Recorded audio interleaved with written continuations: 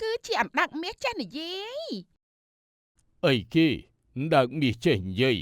បើជាការពិតមែនយើងនឹងឲ្យរង្វាន់ឯងយ៉ាងច្រើនសន្ធឹកសន្ធាប់លោកម្ចាស់អណ្ដើកលោកម្ចាស់នៅរស់ទេឆ្លើយនឹងខ្ញុំមកខ្ញុំសុំទោសដែលខ្ញុំទន់ខ្សោយមិនអាចការពារលោកម្ចាស់បានឈប់ពាន់នាងយំមែនទេកុំយំអីឃើញនាងឈឺចាប់បែបនេះយើងកាន់តែឈឺចាប់ជាងនាងរាប់រយដងរឿងសូរិយាអណ្ដើកមាសនិងនារីកំសត់អស់កម្លាំងខ្លាំងណាស់ដែលរកបេះបន្លែពេញមួយព្រឹកហើយបានតែតកូនមួយបាច់តូចសោះចុះបានលោកយាយចង់ពិសាសម្លម្ជូរតើខ្ញុំបានអីស្លោជូនគាត់ទៅអោទេវតាអើយសូមមេត្តាជួយឲ្យលោកយាយឆាប់ជាសះស្បើយផងចុះអូយសំឡេងអីហ្នឹងក្បែរមាត់បឹងនេះដូចជាមានសត្វអ្វីមួយយ៉ាងអូគឺជាអណ្ដើកតាតែមិនក៏អណ្ដើកនេះមានពណ៌សម្បុរដូចមាសចាញ់ចាំងប្លែកយ៉ាងនេះនាងក្រមុំអើយកុំភ័យអីយើងមិនមែនជាសត្វសាហាវដែលមកយាយីនាងនោះទេជួយផងខ្មោចឡងអណ្ដើកនិយាយបានលោកអើយកុំស៊ីសាច់ខ្ញុំអីខ្ញុំមានជីដូនចាស់ម្នាក់ត្រូវមើលថែណាឈប់សិនស្ងប់ចិត្តសិនទៅនាងតូចយើងមិនមែនជាខ្មោចទេយើងគឺជាព្រះអង្គម្ចាស់ដែលរងបណ្ដាសាឲ្យរស់នៅក្នុងរាងកាយដ៏អភ័ព្វនេះអស់រយៈពេលជាច្រើនឆ្នាំមកហើយព្រះអង្គម្ចាស់ឯងរងបណ្ដាសាឯងលោកនិយាយមែនទេណាមែនទេតើមានរឿងអីកើតឡើងចំពោះលោកទៅព្រោះតែភាពក្រអឺតក្រទមរបស់យើងកាលពីមុនទើបត្រូវតែបោះភ្នំគូដាក់បណ្ដាសាឲ្យคล้ายទៅជាអណ្ដើកជ្រកក្នុងភក់ជ្រាំក្នុងបឹងនេះរហូតថ្ងៃដែលយើងជួបនារីដែលមានចិត្តស្មោះត្រង់និងក្តីករុណាពិតប្រាកដទើបយើងអាចរួចខ្លួនបានអូលោកម្ចាស់អើយពិតជាគួរអាណិតណាស់ខ្ញុំឈ្មោះឆពាន់ជាក្មេងស្រីក្រីក្រម្នាក់ទោះខ្ញុំគ្មានទ្រព្យសម្បត្តិជួយលោកក៏ខ្ញុំអាចជួយលើកលោកទៅកន្លែងដែលមានទឹកថ្លានិងត្រជាក់ជាងនេះបានដែរឆពាន់ចៅទៅបេះបន្លែយូរខ្លាំងម្លេះយាយស្រេកទឹកណាស់ចៅចាស់លោកយាយខ្ញុំមកវិញហើយលោកយាយហើយថ្ងៃនេះខ្ញុំមានភ្ញៀវពិសេសម្នាក់មកជាមួយដែរអណ្ដើកមាសអីព្រះអើយអ្នកឆពាន់ចៅទៅយកសัตว์មាសសัตว์ប្រាក់នេះមកពីណាប្រយ័ត្នមានគ្រោះថ្នាក់ណាចៅជម្រាបសួរលោកយាយសូមកុំបារម្ភអីខ្ញុំគ្រាន់តែមកសុំជ្រកកោនបណ្ដោះអាសន្ននិងចង់ជួយមើលថែឆពាន់វិញខ្លះប៉ុណ្ណោះលោកយាយគាត់គឺជាមនុស្សល្អណាស់គាត់សន្យាថានឹងប្រាប់ពីវិធីរកឱសថបុរាណដើម្បីព្យាបាលជំងឺលោកយាយឲ្យជាទៀតផងស្អីគេឆពាន់វាមានអណ្ដើកមាសនិយាយបាននៅផ្ទះវាផងអីបើវាជាអណ្ដើកមាសពិតមែនប្រហែលជាលោកបានប្រាក់ច្រើនមិនខានចាំមើលចុះយើងនឹងរកវិធីយកអណ្ដើកនោះមកជារបស់យើងឲ្យបានលោកយាយពិសាតឹងតិចទៅណាខ្លួនលោកយាយនៅតែក្តៅងុំដដែលមើលទៅជំងឺនេះមិនងាយនឹងថយចុះសោះខ្ញុំបារម្ភពីលោកយាយខ្លាំងណាស់អឺចៅស្រីអើយកុំបារម្ភពីយាយអីវាជាកម្មវាសនារបស់យាយហើយចៅទៅរកបេះបន្លែយកទៅលក់នៅឯផ្សារទៅក្រែងបានប្រាក់ទិញកោះខ្លះឆពាន់កុំយំអីយើងដឹងវិធីជួយលោកយាយរបស់នាងហើយលោកម្ចាស់ដាច់តើលោកម្ចាស់មានវិធីអីមែនទេទោះបីជាត្រូវឡើងភ្នំចុះទឹកក៏ខ្ញុំសួរទ្រាំដែរឲ្យតែលោកយាយខ្ញុំជាសះស្បើយចិត្តកតញ្ញូរបស់នាងពិតជាមានតម្លៃណាស់នាងស្ដាប់យើងឲ្យច្បាស់នៅក្នុងព្រៃជ្រៅខាងលិចក្បែរទឹកធ្លាក់លាក់ខ្លួនមានផ្កាម្យ៉ាងឈ្មោះថាផ្កាព្រះច័ន្ទរស្មីផ្កានេះរីកតែក្នុងទីងងឹត នឹងមានក្លិនក្រអូបឈួលប្រសិនបើនាងយកវាមកបុកផ្សំនឹងទឹកសន្សើមពេលព្រឹកវានឹងក្លាយជាឱសថទិព្វដែលអាចព្យាបាលជំងឺលោកយាយនាងបាន ព្រះច័ន្ទរស្មីឯងចាខ្ញុំនឹងទៅរកវាឥឡូវនេះ ឈប់សិនឆោពាន់ព្រៃនោះជ្រៅណាស់ហើយមានសត្វសាហាវច្រើននាងគ្រាន់តែជាក្មេងស្រីម្នាក់តើនាងមិនខ្លាចទេឬ សេចក្តីខ្លាចវាមិនធំធេងជាងសេចក្តីស្រឡាញ់ដែលខ្ញុំអាណិតចំពោះលោកយាយខ្ញុំឡើយលោកម្ចាស់ជួយនៅទីនេះមើលថែលោកយាយជំនួសខ្ញុំផងណា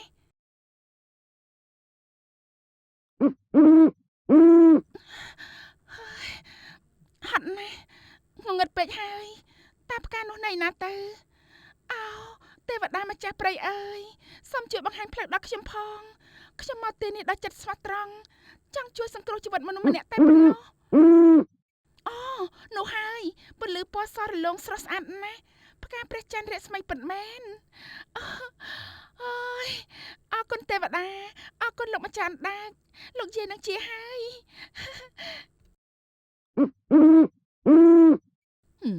មើលចុះឆោពាន់វាបានផ្កាស្អីភ្លឺដូចពេជ្រអញ្ចឹងឬមួយផ្កានេះវាជាកំណត់ទ្រព្យបើអណ្ដើកមាសមិញនេះជាមាសពិតមែនហើយផ្កានេះគឺជាត្បូងយើងច្បាស់ជាខ្លាចទៅជាសទ្ធីនេះមិនខានទេអូឆាពាន់យកប្រលប់ហើយមិនក៏មកដល់ក្នុងព្រៃតែម្នាក់ឯងអញ្ចឹងអេហើយផ្កាស្អីហ្នឹង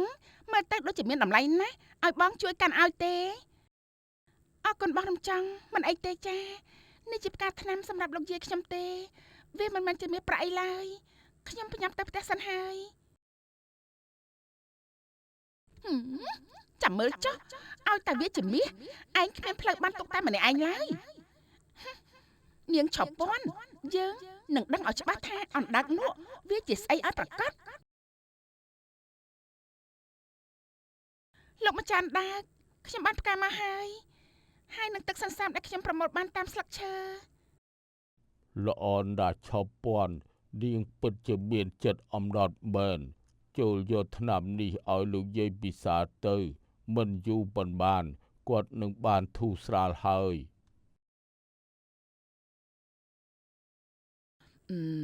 អូឆោពាន់យាយមានអារម្មណ៍ថាត្រជាក់ក្នុងចិត្តណាស់ចៅដូចជាមានកម្លាំងឡើងវិញភ្លាមអញ្ចឹងលោកយាយជាហើយអរគុណលោកម្ចាស់ដាច់ខ្លាំងណាស់បើគ្មានលោកម្ចាស់ទេមិនដឹងជាមានរឿងអីកើតឡើងចំពោះពួកយើងឡើយមិនមែនដោយសារតែយើងតែម្នាក់ឯងទេឆោពាន់គឺដោយសារតែចិត្តកតញ្ញូដ៏បរិសុទ្ធរបស់នាងទើបធ្វើឲ្យឱសថនេះមានប្រសិទ្ធភាពនាងជាមនុស្សស្រីដែលមានចិត្តបរិសុទ្ធបំផុតដែលយើងមិនធ្លាប់ជួបក្នុងជីវិតឆោពាន់អើយឆោពាន់នៅផ្ទះទេបងយកនំចំណីមកសួរសុខទុក្ខលោកយាយនឹងណាចាបងរំចង់អញ្ជើញឡើងមកលើផ្ទះសិនមកបងលោកយាយខ្ញុំគាត់បានធូរច្រើនហើយបងអូពិតមែនអីបងត្រេកអរខ្លាំងណាស់ចុះវត្ថុស័ក្តិសិទ្ធិដែលជួយព្យាបាលលោកយាយឯងនោះនៅណាទៅបងចង់ឃើញឲ្យស្គាល់ភ្នែកបន្តិចក្រែងលោកបានបុណ្យវាសនានឹងគេខ្លះលោកម្ចាស់ដាច់មែនទេបងគាត់នៅក្បែរលោកយាយឯណោះណាបងគាត់ចូលចិត្តភាពស្ងប់ស្ងាត់ណាស់បងឆោពាន់ប្រយ័ត្នមនុស្សស្រីម្នាក់នេះបន្តិចទៅកែវភ្នែកនាងពោពេញទៅដោយភាពលោភលន់នាងមិនមែនមកទីនេះដោយចិត្តល្អឡើយកុំអារម្មណ៍អីលោកម្ចាស់បងរំចង់គាត់គ្រាន់តែជាអ្នកភូមិជាមួយគ្នាគាត់ប្រហែលជាគ្មានបំណងអាក្រក់អីទេអូយលោកយាយចាស់ហើយគួរតែសម្រាប់បានច្រើនឆោពាន់អើយបងឃើញក្អមទឹកនៅមាត់បឹងនោះដូចជាអស់ទឹកទៅហើយឯងទៅដងទឹកយកមកឲ្យលោកយាយពិសាបន្តិចទៅទុកលោកយាយឲ្យបងជាអ្នកមើលថែចុះណាចាបងអញ្ចឹងខ្ញុំទៅដងទឹកបោះផ្លែតណាបង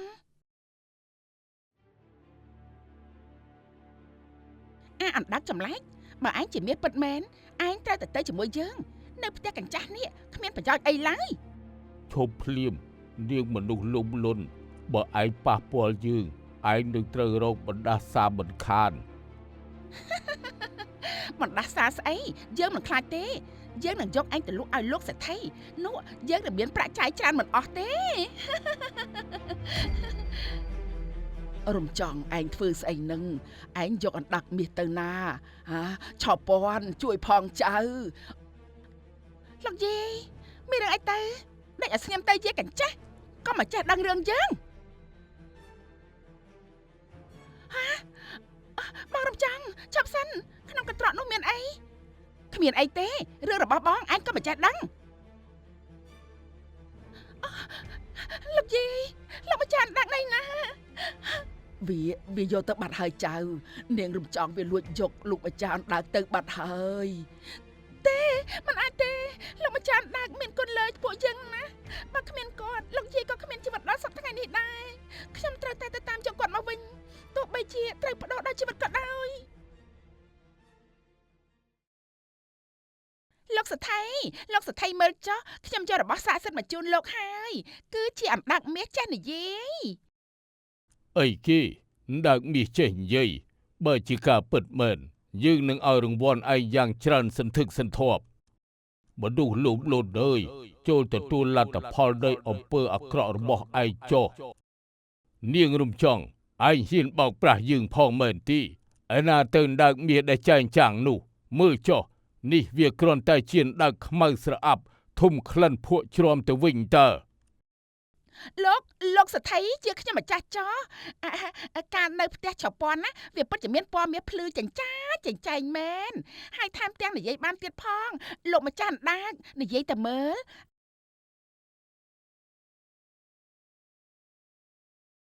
អេ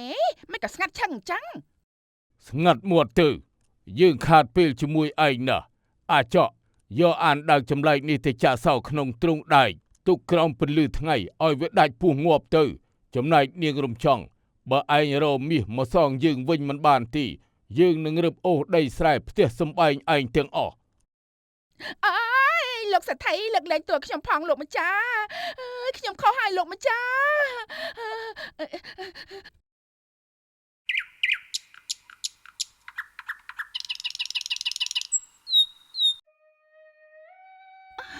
លោកសេដ្ឋីសូមមេត្តាឈប់សិនកុំធ្វើបាបលោកម្ចាស់ដាច់អីអូគឺនាងឆោពាន់ក្មេងស្រីក្រីក្រម្នាក់នោះសោះឯងមកទីនេះមានការអីឬមួយចង់មកទទួលទោសជំនួសនាងរំចង់ចាស់លោកសេដ្ឋីអណ្ដាក់នោះគឺជាជីវិតរបស់ខ្ញុំនិងលោកយាយគាត់មិនមែនជាវត្ថុសម្រាប់លក់ដូរយកមាសប្រាក់នោះទេសូមលោកសេដ្ឋីមេត្តាដោះលែងគាត់ទៅបើលោកម្ចាស់វាយដំឬក៏ចង់ជេរចង់ស្ដីបន្ទោសគឺខ្ញុំម្ចាស់សុខចិត្តទទួលជំនួសទាំងអស់ឆោពាន់ត្រឡប់ទៅវិញទៅ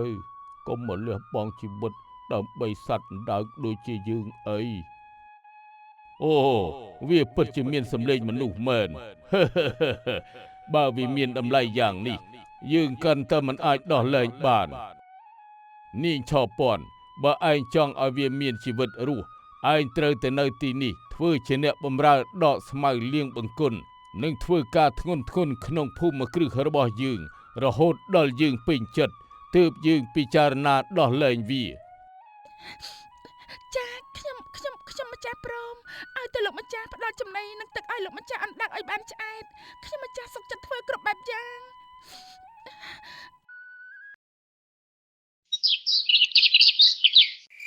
លោកម្ចាស់អណ្ដាក់លោកម្ចាស់ពិសាទឹកបន្តិចទៅណាខ្ញុំសុំទោសដែលមិនអាចជួយលោកម្ចាស់ឲ្យចេញពីទីនេះបានភ្លាមឆោពាន់អើយបើក៏នាងល្ងងយ៉ាងនេះនាងសុខចិត្តមកដេកលើដីស៊ីបាយកំតិចកំទីពីគេដើម្បីតែយើងម្នាក់ដែលគ្រាន់តែជាសត្វអណ្ដើកមួយសោះលោកម្ចាស់មិនមែនជាសត្វអណ្ដើកធម្មតាទេតែលោកម្ចាស់ជាអ្នកមានគុណបើគ្មានលោកម្ចាស់លោកយាយខ្ញុំប្រហែលជាលែងបាននៅទីនេះហើយម្យ៉ាងវិញទៀតខ្ញុំមានអារម្មណ៍ថាខ្ញុំធ្លាប់ស្គាល់លោកម្ចាស់តាំងពីយូរណាស់មកហើយ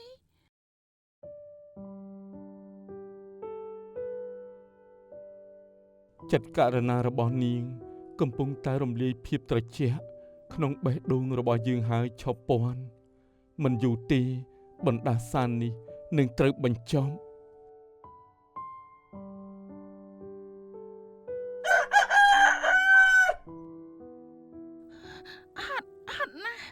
ម្ចាស់អើយមិនក្តៅខ្លាំងយ៉ាងនេះតើលោកម្ចាស់អណ្ដើកនៅក្នុងទ្រុងដែកនោះនឹងត្រូវរងទុក្ខវេទនាដល់កម្រិតណាទៅណែឆោពន់កុំរវល់តែអង្គុយជូតញើសស្មៅនៅសល់ពេញដីឯងដកឲ្យអស់ថ្ងៃនេះបើមិនចឹងទីកុំសង្ឃឹមថាបានស៊ីបាយឲ្យសោះចំណែកអានដើកចម្លែកនោះយើងនឹងយកវាទៅចោលក្នុងទឹកពុះបើវានៅតែមិនប្រាប់ពីកន្លែងលាក់កំណប់មាសប្រាក់ដល់យើងទីនោះលោកសទ្ធីកុំអីសូមមេត្តាផងលោកម្ចាស់អណ្ដើកគ្មានកំណប់មាសប្រាក់អីទេគាត់មានតែចិត្តធម៌ប៉ុណ្ណោះសូមលោកម្ចាស់កុំធ្វើបាបគាត់អីវាយខ្ញុំចុះសម្លាប់ខ្ញុំចុះ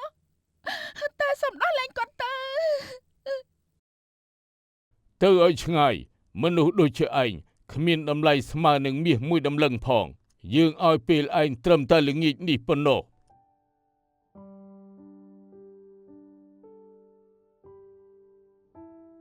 ម្ចាស់អណ្ដើកលោកម្ចាស់នៅរស់ទេឆ្លើយនឹងខ្ញុំមកខ្ញុំសុំទោសដែលខ្ញុំទន់ខ្សោយមិនអាចការពារលោកម្ចាស់បានឈប់ពន់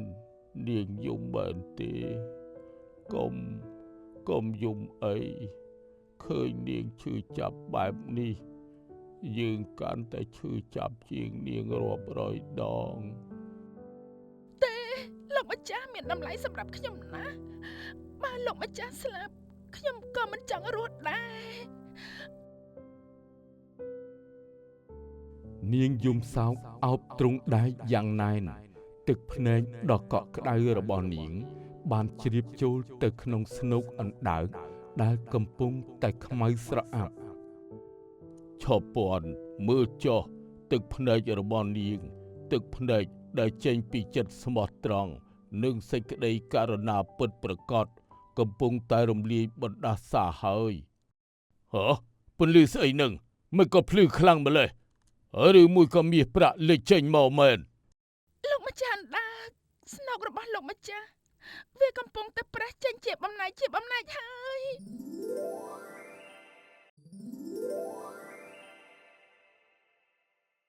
បណ្ដាសាអស់រយៈពេលជាច្រើនឆ្នាំត្រូវបានបញ្ចប់ហើយអរគុណឈប់ពន់អរគុណទឹកចិត្តដ៏បរិសុទ្ធរបស់នាងព្រះអង្គម្ចាស់ទូបង្គំខុសហើយសូមលើកលែងទោសដល់ទូបង្គំផងលោកម្ចាស់តើនេះជាការពិតមែនទេលោកម្ចាស់អណ្ដើកខ្លាចជាព្រះអង្គម្ចាស់រូបសង្ហាបែបនេះមែនទេត្រូវហើយឈប់ពន់គឺនាងជាអ្នកជួយសង្គ្រោះជីវិតនិងព្រលឹងរបស់យើងចាប់ពីពេលនេះទៅគ្មាននរណាអាចធ្វើបាបនាងបានទៀតឡើយព្រះអង្គម្ចាស់សូរិយាទូបង្គំមានភ្នែកតែមើលមិនស្គាល់ភ្នំព្រះសម័យ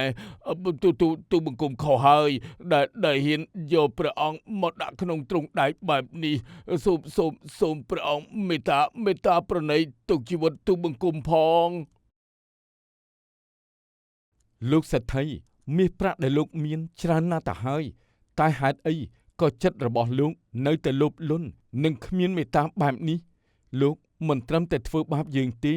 តែលោកថែមទាំងធ្វើបាបក្មេងស្រីស្លូតត្រង់ម្នាក់ដែលគ្មានផ្លូវតវ៉ាទៀតព្រះអង្គខ្ញុំម្ចាស់មិនអីទេព្រះពរឲ្យតែព្រះអង្គមានសុវត្ថិភាពខ្ញុំម្ចាស់ក៏សុខចិត្តហើយមិនបានទេឈប់ពន់យុត្តិធម៌ត្រូវតែមានលោកសេដ្ឋីយើងនឹងមិនយកជីវិតលោកទេ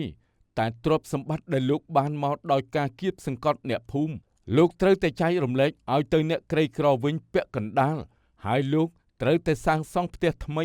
ឲ្យលោកយាយរបស់ឈប់ពន់ដើម្បីលុបលាងកំហុសដែលលោកបានធ្វើចំពោះនាង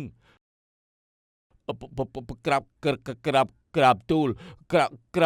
ព្រះអង្គទូបង្គំនឹងធ្វើតាមបញ្ជាព្រះអង្គគ្រប់យ៉ាងសូមព្រះអង្គមេត្តាកុំសម្លាប់ទូបង្គំអី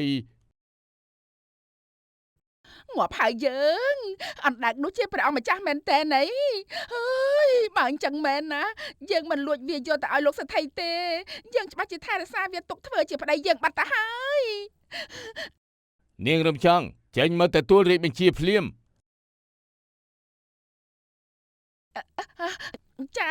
ចាលោកមេតបខ្ញុំម្ចាស់មកហើយ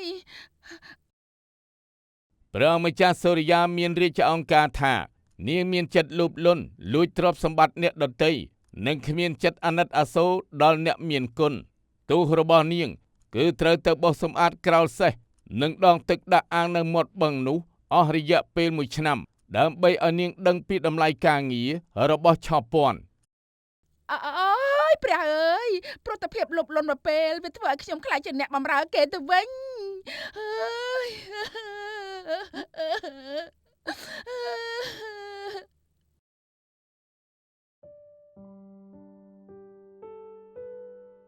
ឆោពាន់ចៅយាយដូចជាយូរសពអញ្ចឹងមើលចុះផ្ទះយើងធំស្អាតម្លេះហើយលោកម្ចាស់អណ្ដើកអូមិនមែនទេគឺព្រះអង្គម្ចាស់សូរិយាទ្រង់ពិតជាសង្ហាខ្លាំងណាស់ចាលោកយាយនេះគឺជាបុណ្យបារមីរបស់លោកយាយដែលខំធ្វើល្អមកជាច្រើនឆ្នាំហើយឆោពាន់ថ្ងៃស្អែកនេះយើងត្រូវត្រឡប់ទៅព្រះបរមរាជវាំងវិញហើយដើម្បីជួបព្រះបិតានិងព្រះមាតារបស់យើងប៉ុន្តែយើងមិនអាចទៅម្នាក់ឯងបានទេព្រះអង្គជាម្ចាស់ផែនដីចំណែកខ្ញុំម្ចាស់គ្រាន់តែជាស្រីអ្នកភូមិខ្ញុំម្ចាស់មិនស័ក្តិសមនឹងយាងទៅជាមួយព្រះអង្គឡើយនាងកុំនិយាយបែបនេះអីបើគ្មានទឹកចិត្តបរិសុទ្ធរបស់នាងទេយើងប្រហែលជានៅជាសត្វអណ្ដើកក្នុងភក់ជ្រាំអស់មួយជីវិតបាត់ទៅហើយនាងគឺជាម្ចាស់ជីវិតរបស់យើងនាងព្រមទៅជាមួយយើងដើម្បីក្លាយជាម្ចាស់ក្សត្រីនៃនគររបស់យើងទៅព្រះអង្គសូរិយាបុត្របិតាត្រេកអរណាស់ដែលបុត្រអាចរំលាយបណ្ដាសាហើយត្រឡប់មកវិញដោយសុវត្ថិភាពប៉ុន្តែអ្វីដែលបិតារំភើបជាងនេះនោះគឺបុត្របាននាំមកនៅត្បូងពេជ្រដ៏មានតម្លៃមកជាមួយនោះគឺនាងឆោពាន់ក្រាបទូលព្រះបិតាបើគ្មានទឹកចិត្តបរិសុទ្ធនិងភាពក្លាហានរបស់ឆោពាន់ទេទូបង្គំប្រហែលជាត្រូវរស់នៅក្នុងភាពងងឹតអស់មួយជីវិតហើយនាងមិនត្រឹមតែជួយសង្គ្រោះរូបកាយរបស់បុត្រទេតែនាងថែមទាំងជួយសង្គ្រោះព្រលឹងរបស់បុត្រឲ្យស្គាល់ពីតម្លៃនៃក្តីមេត្តាទៀតផងព្រះពរព្រះករុណាខ្ញុំម្ចាស់ជាស្រីស្រុកស្រែមិនដែលប្រាថ្នាបុណ្យស័ក្តិអ្វីឡើយអ្វីដែលខ្ញុំម្ចាស់ធ្វើគឺចេញពីចិត្តដែលអាណិតអាសូរនិងចង់តបស្នងសងគុណលោកម្ចាស់អណ្ដាកតែប៉ុណ្ណោះព្រះពរល្អណាស់សម្រស់ខាងក្រៅមិនយូរមិនឆាប់នឹងរលាយបាត់ទៅតែសម្រស់ខាងក្នុងចិត្តរបស់នាងគឺឋិតថេរជានិរន្តរ៍ចាប់ពីថ្ងៃនេះទៅនាងគឺជាម្ចាស់ក្សត្រីនៃនគររបស់យើង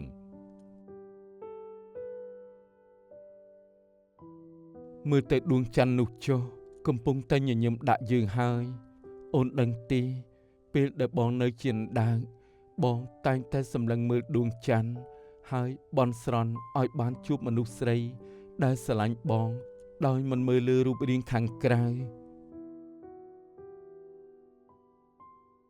ពេលនោះខ្ញុំម្ចាស់ឃើញលោកម្ចាស់អណ្ដាកមានកែវភ្នែកក្រៀមក្រំណាស់ខ្ញុំម្ចាស់គ្រាន់តែចង់ឲ្យលោកម្ចាស់មានសេចក្តីសុខ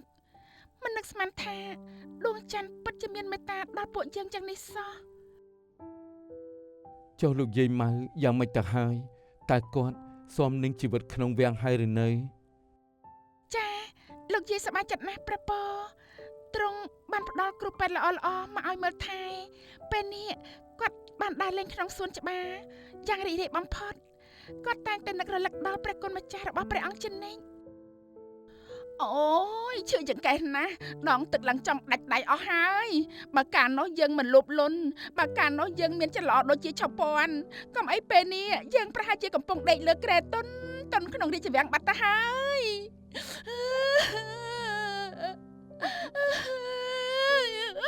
ឈឺចិត្តណាស់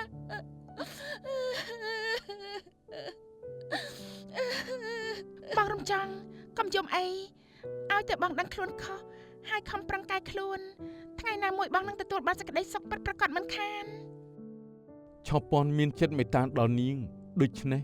យើងនឹងបន្ធូរបន្ថយទោសឲ្យនាងខ្លះតែត្រូវចាំទុកមាសប្រាក់មិនមែនជាអ្វីគ្រប់យ៉ាងទេតែទឹកចិត្តដ៏ល្អប្រពៃទើបជាទ្រព្យជាប់ខ្លួនរហូតទៅ